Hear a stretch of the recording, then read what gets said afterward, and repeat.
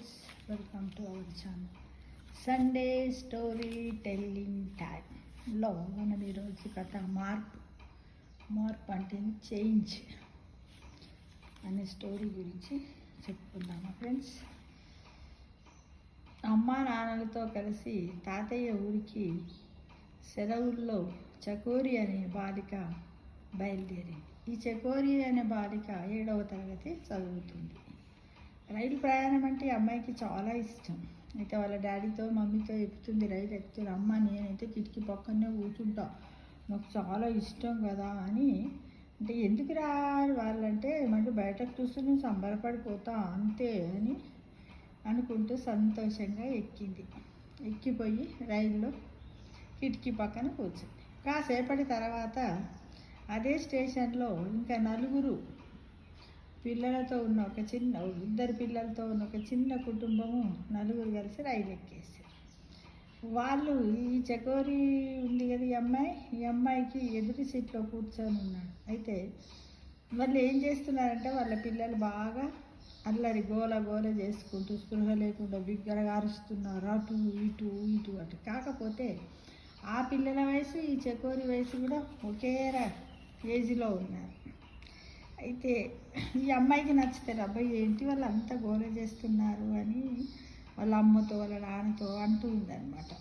అయితే వాళ్ళ పిల్లల్లో ఒకటిదేమో చకోరి ఏజ్ 7 years, ఇంకా తర్వాత ఇంకోటి చిన్నోడు, వాళ్ళ పేరు చంటి, ఇంకోటి చిన్న అబ్బాయి వాళ్ళ తమ్ముడు అని. ఇది చకోరి అనుకుంది. ఓహో ఈయననేమో అన్న, ఆమె తమ్ముడు అని చకోరి అనుకుంది. వాళ్ళు ఏం చేసిర్రంటే ఇక రైల్లో తెలుసు కదా, రైల్వే స్టేషన్లో అందరు ఏం చేస్తారు, రకరకాల తినుబండారాలు అమ్ముకుంటూ వస్తారు. అన్ని పల్లీలని, కారాపల్లి, మీఠాపాని, ఇంకేంటి అల్లం మురబ్బా అని, మామిడి పళ్ళు, చాలా రకాలు చిప్స్, ఇంకా పాప్కార్న్, ఇలాంటివన్నీ అమ్ముకుంటూ వస్తే ఈ పిల్లలు ఏం చేస్తున్నారంటే వాళ్ళ అమ్మ నాన్నని బడే సతాయిస్తున్నారు. ఏమని, నాకు ఇది కావాలి అది కావాలని అన్నీ కొంటున్నారు, తినుకుంటూ కొనియకపోతే అరుస్తున్నారు ట్రైన్లో. అయితే ఇక అమ్మాయికి పిచ్చి లేస్తుంది. ఎవరికి? చకోరి అనే అమ్మాయికి. వాళ్ళ అమ్మ నాన్న ఇక కొనిపెడితే ఏం చేస్తున్నారంటే చెత్తనంతా అక్కడ ఉంటుంది కదా డస్ట్బిన్, అందులో పెట్టకుండా సీట్ మీద పడేస్తారు, సీట్ కింద పడేస్తారు. అంతా శుభ్రంగా తయారు చేసారు వాళ్ళు ఉన్నటువంటి రైల్వే బోగి. అయితే కాసేపు అయ్యాక వేరుశనగకాయలు కూడా వచ్చింది. మళ్ళీ చంటి వాళ్ళు వాటిని కొనుక్కోమన్నాడు. 2 వేరుశనగకాయలు తింటా పొట్టంతా అటు ఇటు సీట్ల కింద అక్కడ ఇక్కడ పడిచేస్తుంది. ఈ చకోరి అనే అమ్మాయికి ఏంటంటే పరిశుభ్రత అనేది చాలా ఎక్కువ అనమాట. ఈ అమ్మాయికి ఏదైనా చెత్త వేయొద్దు, తిన్నామనుకో ఒక పక్కన పెట్టుకోవాలి, తిరుడు అయిపోయిన తర్వాత దాన్ని తీసుకుపోయి డస్ట్బిన్లో వేయాలి, లేకపోతే వేసే చోట వేయాలన్న మనస్తత్వం గల ఆ అమ్మాయి చకోరి. అయితే కాసేపటి తర్వాత చూస్తే ఆ రైలు పెట్టంతా వాళ్ళు చేయంగా మొత్తం అపరిశుభ్రంగా తయారైందని వెంటనే చకోరి లేచి పక్కనే ఉన్న దినపత్రికతో సీటు కింద శుభ్రం చేస్తే చెత్తనంతా ఊడుస్తూ ఉంది. ఆ పనికి కాసేపు నివ్వరపోయిన చకోరి నాన్న తేరుకొని ఏదో అర్థమైన వాడిలా తాను కూడా కిందికి వంగి చేతులతో చెత్తను ఏరివేస్తూ ఒక కవర్లో వేశారు. తండ్రి కూతురు ఇద్దరు. వాళ్ళిద్దరికి తోడుగా వాళ్ళ అమ్మ కూడా ఆ పరిసరాన్ని శుభ్రం చేయడానికి తను కూడా నడుము బిగించిందంటే ఏంటంటే తను కూడా వచ్చిందనమాట. వాళ్ళిద్దరు చేస్తుంటే తను కూడా చేసింది.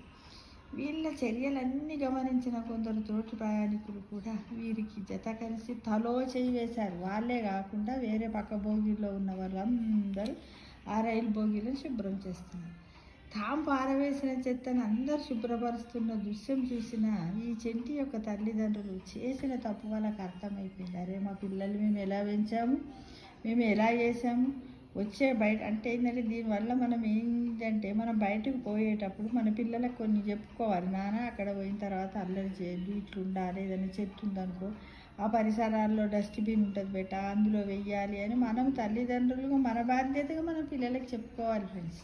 వాళ్ళకి తెలియదు కదా, చిన్న వయసు, కొద్దిమంది ఉంటారు అల్లరి చిల్లరి పిల్లలు, అందరూ ఒకే రకంగా ఉండరు కదా. సైకాలజీ కూడా అందరికీ ఒకే రకంగా ఉండదు. కొద్దిమందికి తొందరగా మ్యాచ్యూరిటీ లెవెల్స్ వస్తాయి, కొద్దిమందికి లేట్గా వస్తాయి. కాబట్టి మనం ఎవ్వరిని తప్పు పట్టుకోవద్దు పిల్లలు, ఎందుకంటే వాళ్ళు పిల్లలే కాబట్టి అల్లరి చేష్టలు చేస్తుంటారు. అల్లరి చేస్తే పిల్లల యొక్క బాల్యానికి ముద్దు ముచ్చట్లని కూడా మనందరికీ తెలుసు. మనం కూడా కొంతవరకు అనుభవించే వచ్చాం. మన అమ్మ నాన్నలు కూడా మనం అలానే చేసాం కదా ఫ్రెండ్స్. ఒకసారి అందరు ఈ కథ సందర్భంగా ఒక్కసారి మీరందరూ నెమరు వేసుకొని మీ అమ్మని ఎన్నిసార్లు ఏడిపించాడు, మీ నాన్న ఎన్నిసార్లు ఏడిపించాడు, ఎన్నిసార్లు మీ అమ్మతో తోడపాసాలు తిన్నారు, మీ అమ్మ ఎన్నిసార్లు వంగబెట్టి ఇటు మీద గుద్దింది, ఇలా అన్నీ తెచ్చుకోండి ఫ్రెండ్స్. నేను కూడా పడ్డా. ఎప్పుడన్నా సండే వస్తే తలకు నూనె పెట్టి దువ్వాలంటే అస్సలు రాకపోయేదాన్ని. లాక్కొచ్చి మా అమ్మ మా పెద్దక్క ఏం చేసేవారు తెలుసా, లాక్కొచ్చి నెత్తి నూనె పెట్టి పేర్లు అంటే తెలుసా, మనం తలపై సహజీవనం చేసే ప్రాణి ఏది అంటే పేరు. తెలవకుండానే మన రక్తాన్ని చేస్తుంది. ఒక్క పేరు తన సంతానోత్పత్తి బాగా చేసుకుంటుంది తెలుసా. ఎలా తెలుసా, గ్రాండ్ మా పేను, మదర్ పేను, సన్ను, డాటర్ ఇల్ల, ఈ విధంగా రకరకాల పేర్లు. అంటే అప్పుడు అనేవాళ్ళు ఈడుదులు, దుడ్లు, ఇట్లా రకరకాల. అంటే ఇది సందర్భానుసారంగా చెప్పాల్సి వచ్చింది ఫ్రెండ్స్.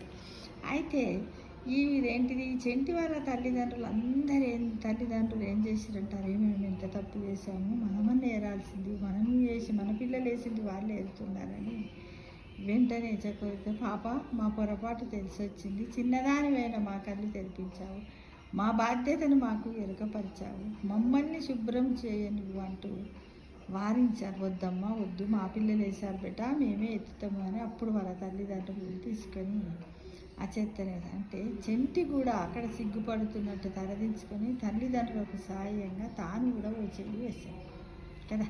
వాళ్ళ పిల్లలు కూడా వేశారు. వాడి పేరేంటి చెంటి, వాడు కూడా చెయ్యి వేశాడు. అంటే ఒక్క మాట కూడా మాట్లాడకుండా గాంధేయ మార్గంలో మార్పుని సాధించిన చకోరి బుద్ధి కుశలతకి మెచ్చుకోలుగా తోటి ప్రయాణికులు చప్పట్లతో అభినందించారు.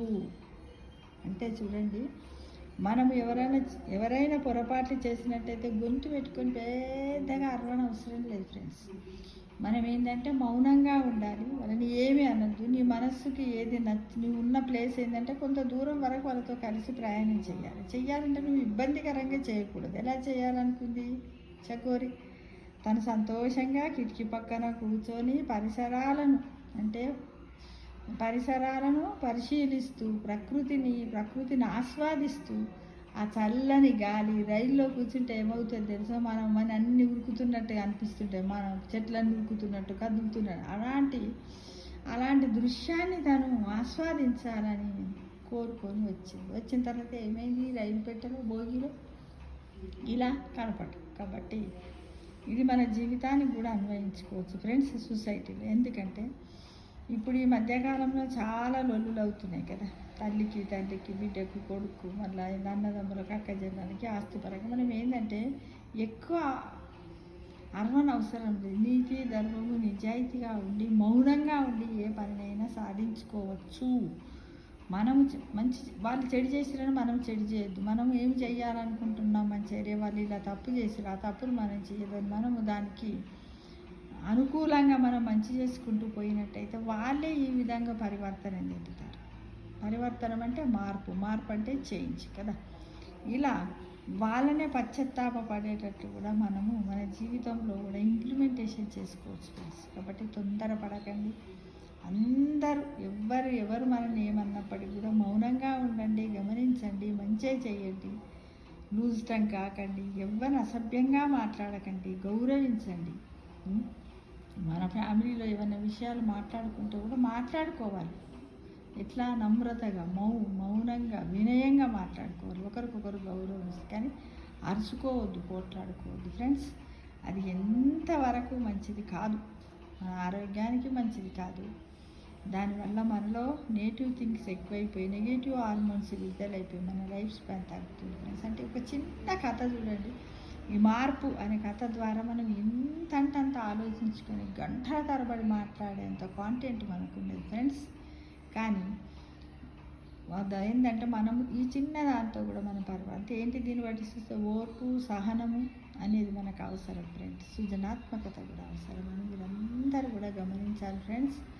ఈ కథను మీ పిల్లలకు 1-2 సార్లు చేయండి. ఇందులో కూడా మన తల్లిదండ్రుల పొరపాటు కూడా వాళ్ళు తెలుసుకున్నారు. కాబట్టి మనం ఎక్కడికైనా మన పిల్లలను తీసుకొని పోయేటప్పుడు అక్కడ ఉన్నటువంటి పరిసరాల్లో ఎలా ఉండాలి, ఏం చేయాలని చెప్పి పిల్లల్ని ప్రతి ఫంక్షన్కి అటెండ్ చేయాలి. కానీ మా వాడు అడుకొస్తే అల్లరి చేస్తాడు, వాడు ఇంట్లో వేస్తే ఆలోచించమంటే పోవద్దు ఫ్రెండ్స్.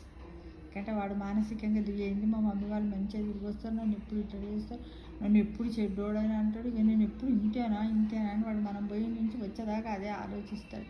సైకలాజికల్గా వాడు ఏమైపోతుందంటే వాడు మొత్తం నెగిటివ్ థింక్లోకి వెళ్ళిపోయి మనని ఎన్ని రోజులకైనా వాడే మనకు ఒక పరమశత్రువుగా మారే అవకాశం ఉంది. కాబట్టి పిల్లల విషయంలో తల్లిదండ్రులు జాగ్రత్తగా ఉండండి. మనం కూడా తొందరపడొద్దని పెద్దవాళ్ళకు కూడా దీని ద్వారా నేను మీకు ఒక మెసేజ్ ఇస్తున్నాను అనుకుంటున్నాను ఫ్రెండ్స్. అంతే, చాలా చిన్నదాన్ని నేను ఏవో దొరికిన వాటిని సేకరిస్తాను, కొన్ని కథలు కడతాను, దాంట్లో మార్పులు చేర్పులు చేస్తూ నేను మీ ముందు ఉంటున్నాను. కాబట్టి అందరూ కూడా ఇలా చేస్తారని ఆశిస్తూ థ్యాంక్ యూ.